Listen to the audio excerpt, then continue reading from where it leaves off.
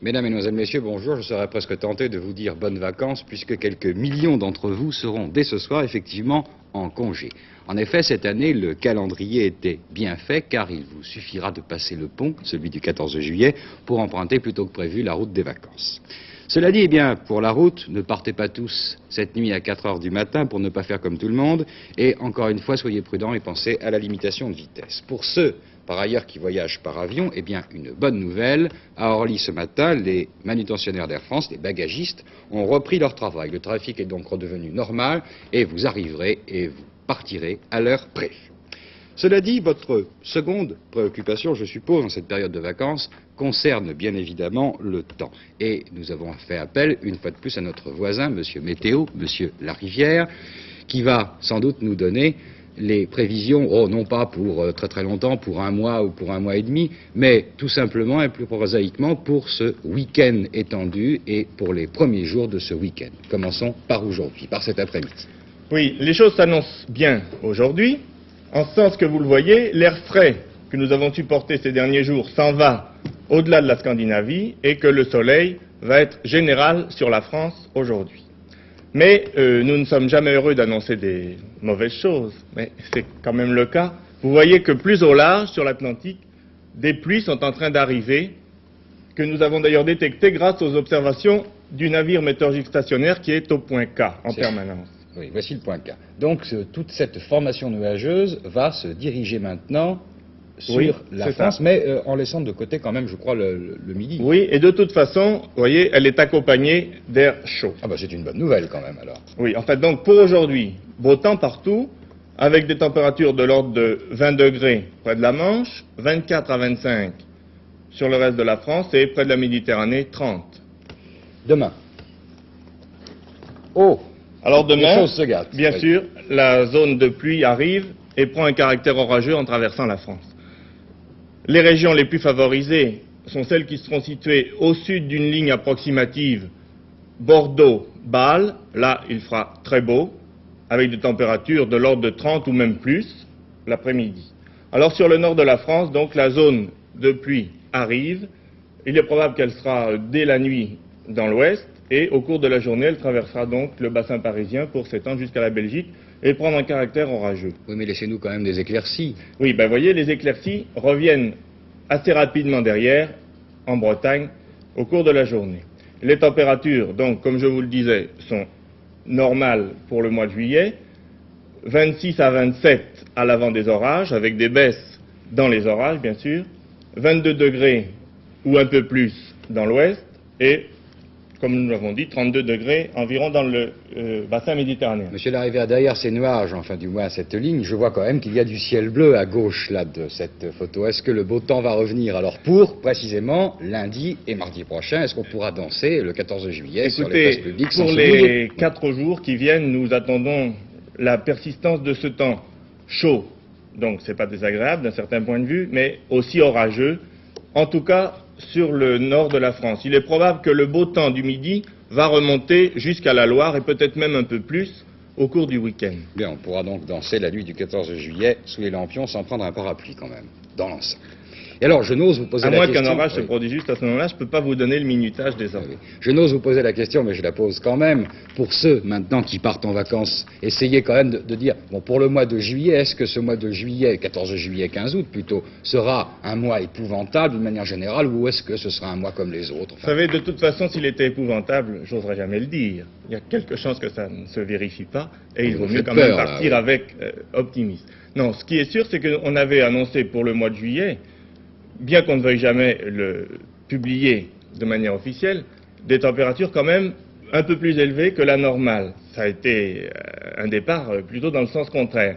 Mais avec ce temps orageux qui vient, on peut espérer que jusqu'à la fin du mois, on va rattraper le déficit qu'on a eu dans les 10 premiers jours et que donc jusqu'à la fin du mois, ça peut être bon. Eh bien, c'est un souhait que vous êtes beaucoup à formuler en ce moment. J'espère donc que cette prédiction se réalisera. Merci, Monsieur Larivière. Et maintenant, pour ceux qui restent avec nous pendant ces vacances, 14 juillet, 15 août, eh bien à Paris ou dans les grandes villes, va commencer cette période de calme, de stationnement facile, sans problème. C'est très bien, mais attention, car beaucoup de stores se fermeront chez les commerçants, devant les banques, certains services publics tourneront plus lentement, et nous aurons déjà, pour ce week-end, un avant-goût de ce que l'on appelle ce désert haussien. Alors nous avons demandé à France Nespo de faire le point déjà de ce qui sera fermé pour ce week-end du 14 juillet. Eh bien oui, vous risquez de trouver la plupart de vos commerçants fermés lundi et mardi, à l'exception des grands magasins qui resteront ouverts lundi normalement. De même, pour ceux qui auraient besoin d'un service médical, n'oubliez pas que votre médecin a pu lui aussi mettre la clé sous le paillasson. Il est donc utile de noter par avance le téléphone du commissariat le plus proche qui vous indiquera quels sont médecins et pharmacies de garde. J'indique aussi que les bureaux des caisses d'allocation familiale seront fermés lundi et mardi. Alors, quant aux banques, elles seront fermées aux heures habituelles ce vendredi pour ne rouvrir que mercredi matin. Et enfin, le lundi 13 juillet, les bureaux de poste seront ouverts dans les conditions habituelles du samedi. La distribution du courrier à domicile sera assurée. Le mardi 14 juillet, les bureaux seront fermés, sauf dans les permanences fonctionnant habituellement le dimanche entre 8 et 11 heures. Vous pourrez alors utiliser les services téléphoniques et télégraphiques et retirer votre courrier à la poste restante. Et pour ceux qu'une visite au musée tenterait pendant ce week-end prolongé, sachez que seuls les musées nationaux de Versailles, Fontainebleau, Pau, Chantilly et Compiègne seront ouverts au public. Fontainebleau, Chantilly, Compiègne, il y a déjà quand même une certaine façon de passer le temps avec ces musées ouverts pour ceux donc qui veulent un peu se détendre et voir de fort belles choses. Les sports maintenant. Eh bien, avant-hier, rappelez-vous, il régnait comme au stade de Colombes comme un avant-goût de 14 juillet, de fête nationale. En effet, c'était un peu la fête de l'athlétisme français car notre équipe menait devant celle des États-Unis par 7 victoires à 3. Hélas, hier soir, les dieux du stade n'étaient pas favorables, selon l'expression, et en fin de compte, eh bien, les États-Unis ont battu la France par 117 points à 94. Mais c'est un résultat plus qu'honorable devant l'une des meilleures équipes du monde, et vous savez que les Français ont réalisé des performances de très haute tenue. Ils ont égalé certains records de France personnels, ou même d'ailleurs des records d'Europe.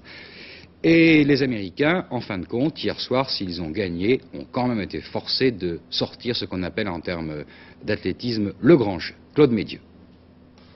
Oui, et si j'étais américain, je serais revenu satisfait de Colombes.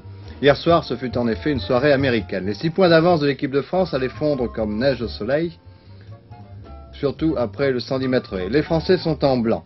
Hill et Walker ne laisseront aucune chance à Dru entre les deux. Hill gagne en 13 secondes 3 dixièmes, même temps pour Walker. Dru 13 secondes 5 dixièmes, mais un vent de 3,15 m ne lui permet pas d'améliorer son record de France. Au javelot, Collins gagne avec 79,38 m.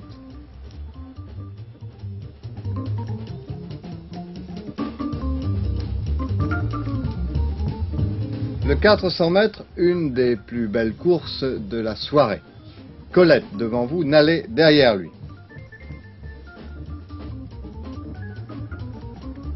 Smith prend un départ très rapide, il a remonté tout son décalage sur Jean-Claude Nallet. Il va même attaquer Colette. Carrette est derrière, mais l'on va très vite devant.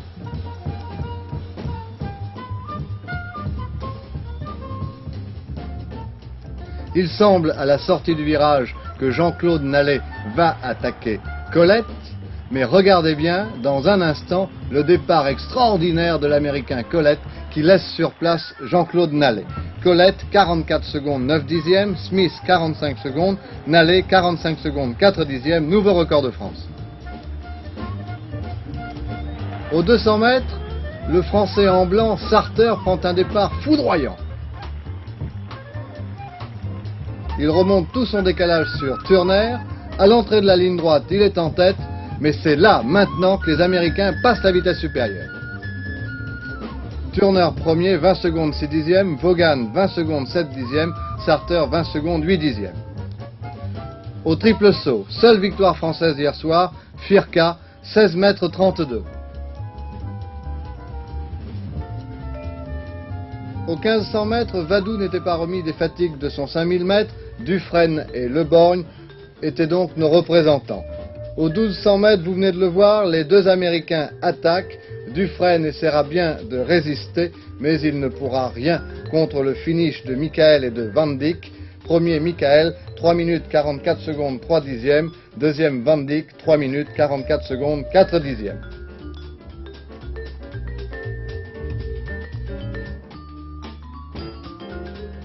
Quant à la dernière course, le relais 4 x 400 mètres, elle allait montrer tout l'écart qu'il y a encore entre l'athlétisme américain et l'athlétisme français.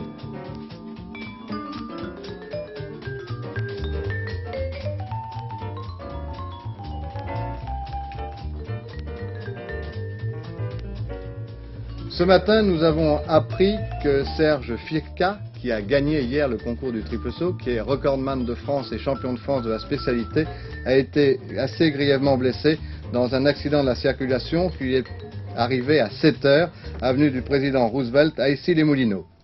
Pour une raison encore inconnue, sa voiture a heurté le mur d'un pavillon. Firka a été transporté à l'hôpital Corentin-Selton. Nous ne pouvons pas en dire davantage. Nous espérons que son état de santé ne sera pas très grave. Merci Claude Métieux. L'actualité politique et sociale, vous vous en doutez, prend elle aussi son régime de croisière. Mais avant les vacances, précisément, dans certains domaines, on tente d'arriver à des accords sur les salaires et sur d'autres problèmes sociaux. C'est ainsi qu'hier soir, un accord a été signé à la RATP entre la direction et les syndicats. 3% d'augmentation à la rentrée, droit syndical renforcé et modernisation des installations. Ce matin, par ailleurs, vient d'être signé l'accord sur la mensualisation dans l'industrie métallurgique. Cet accord intéresse 1 700 000 travailleurs et un autre accord sera également signé cet après-midi dans la sidérurgie.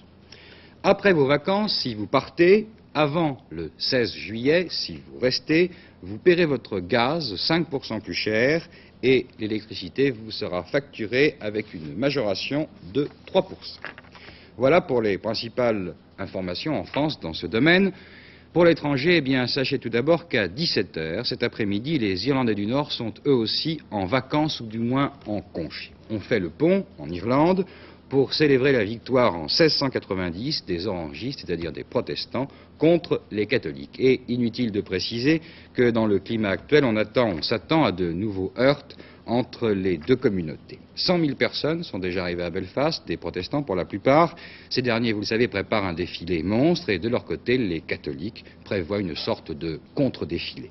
À 17 h cet après-midi, ce ne sera pas l'heure du thé ou du whisky irlandais dans les pubs, mais celui de la bière. Ce sera donc l'heure de la bière et du scotch et 7000 soldats britanniques sont venus en renfort pour tenter de canaliser ce défilé et pour tenter de mettre un peu d'ordre parmi les esprits échauffés à partir de ce soir.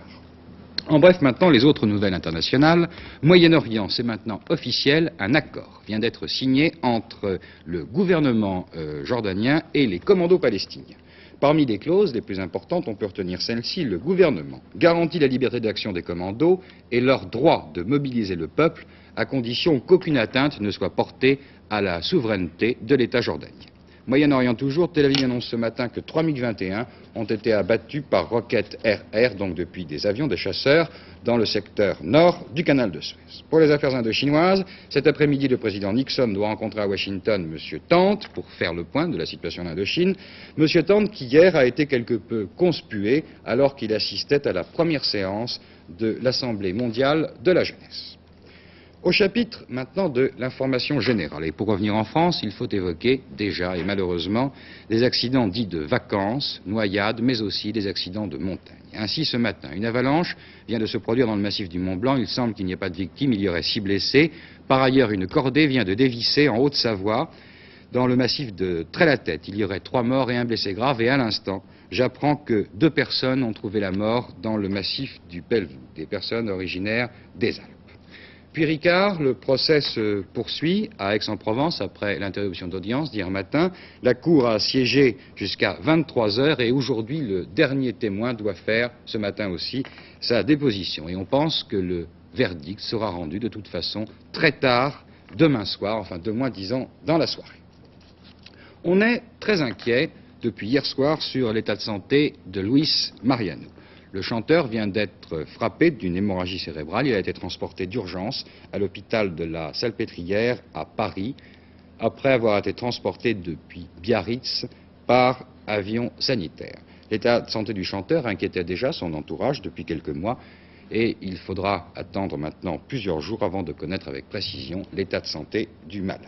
Luis Mariano devait reprendre demain soir son opérette, donc La Caravelle d'Or, et malheureusement, bien sûr, il ne pourra pas tenir ce rôle. Mais en lui souhaitant une meilleure santé, voici quelques phrases de cette opérette.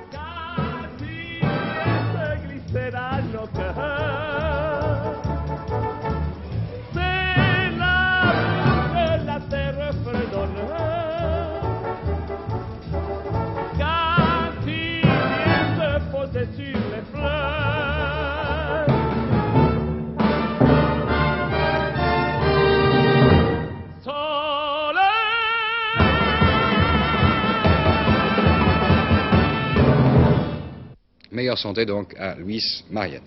Pour aborder maintenant la rubrique sciences et techniques, nous allons nous rendre dans les environs de Brest, au Goulet de Brest pour être précis, et c'est là que se trouve le centre de recherche océanologique de Bretagne. Ce centre dépend du CNEXO. De CNEXO, derrière ce sigle un peu barbare, se cache le Centre national pour l'exploitation des océans, cet organisme qui est, vous le savez, spécialisé dans cette passionnante recherche sur l'espace sous-marin et surtout pour la conquête des océans. Jusqu'à maintenant, les océanologues français travaillaient par petites équipes, ce qui ne leur permettait pas d'aborder certaines études de grande ampleur. Aussi, en 1961, a-t-il été décidé de créer un centre de recherche océanologique.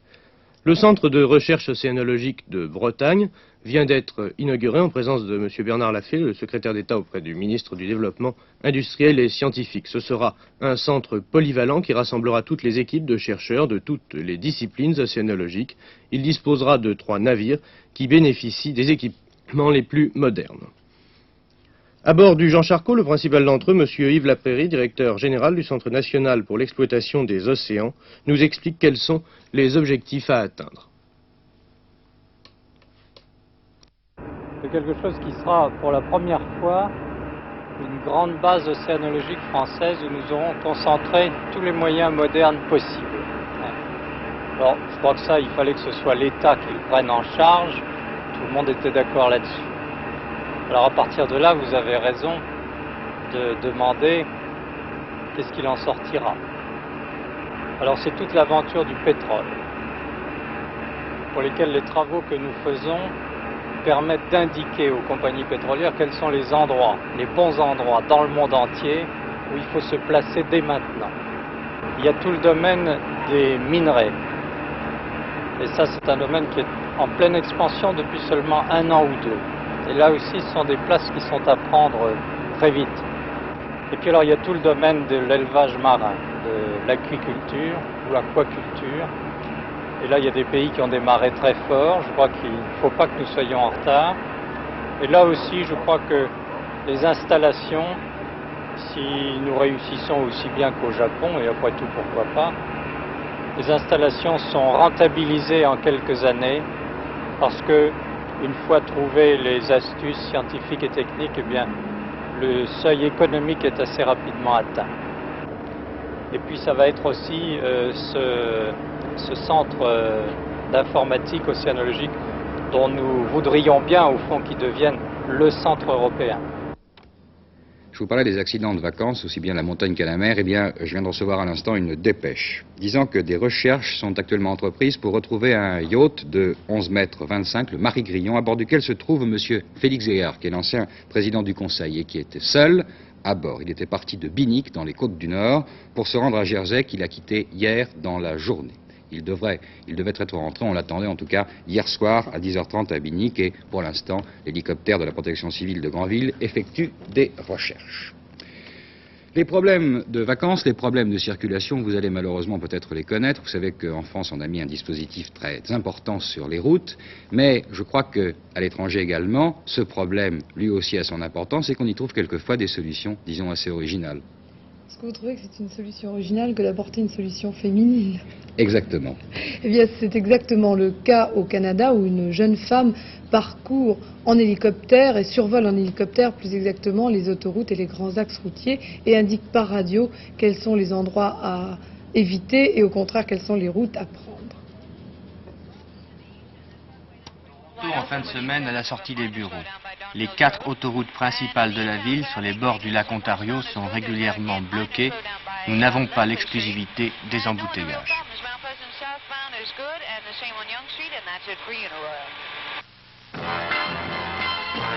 Dini Petty connaît elle aussi ses problèmes de circulation avant de se rendre à son travail. 2 fois par jour, matin et soir, 7 jours sur 7.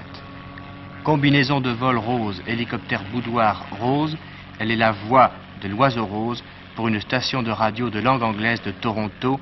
C'est The Pink Lady, amie de tous les automobilistes coincés chaque matin et chaque soir aux portes de la ville.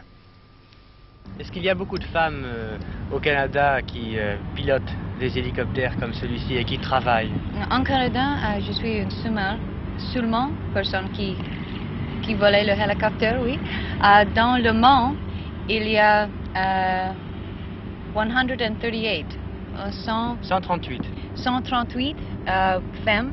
Et dans un État, il y a 12 femmes qui annoncent, mais elles n'ont volé. Par tous les temps, hiver comme été, toujours de rose vêtu, au-dessus des nuages de fumée, la pollution que l'on prévoit comme le temps ou la météo d'un jour sur l'autre, Dini est au service de ceux qui cherchent à rentrer ou sortir d'une ville qui ingurgite ou libère selon les heures des centaines de milliers de voitures. Après 4 heures de vol, quand tout est rentré dans l'ordre, le soir, Dini se pose. Elle fait ce métier depuis 2 ans. Aujourd'hui, elle envisage de s'arrêter pour désormais mener une vie moins trépidante et plus féminine. Qu'est-ce que vous allez faire après? What will you do after? Well, j'espérais avoir des enfants. Peut-être. Mais avoir des enfants, mais vous pouvez avoir des enfants et piloter un hélicoptère, c'est pas incompatible? Non. Je vais des enfants et le hélicoptère est bye-bye. On va maintenant voir un sujet de mode, des robes, des ensembles et des maillots de bain, une mode de vacances, un reportage d'Islami, des images de Jean-Louis Saporito.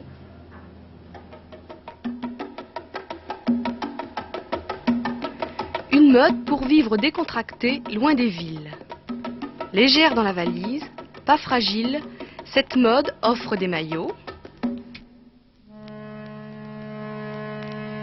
des pantalons, down a windy street where beggars meet and on no rags to sleep, the women dressed in soiled white sheets.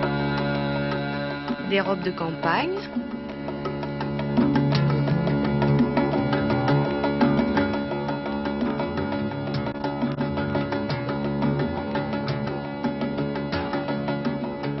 des manteaux de plage, des ceintures, des colliers de chien, des bracelets de perles à n'en plus finir.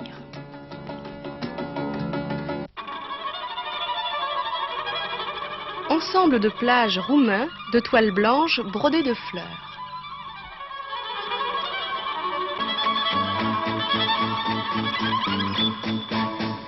Combinaison en jersey chiné bleu et blanc.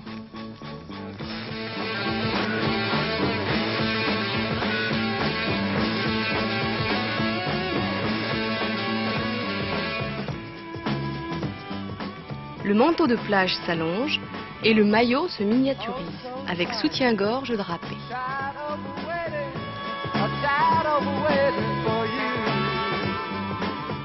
En mousseline indienne, la tunique et le pantalon bouffant pour le soir. Peignoir de bain en velours éponge. Robe de campagne en toile et tricot écru.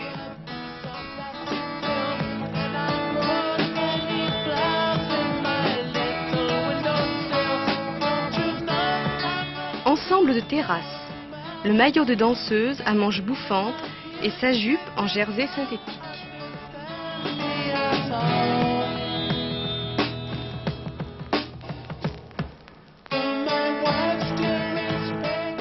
Drap de bain en tissu éponge imprimé.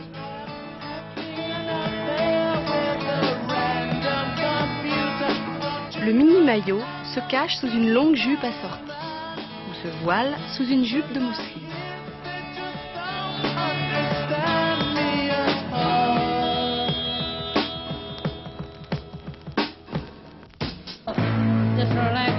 Ensemble jean, jupe longue et boléro sur t-shirt de coton écru.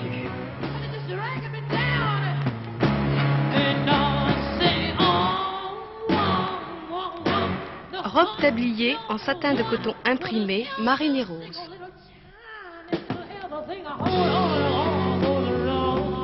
Polo et maxi-jupe en lin chiné, marine et blanc pour les vacances, à la mer ou à la campagne.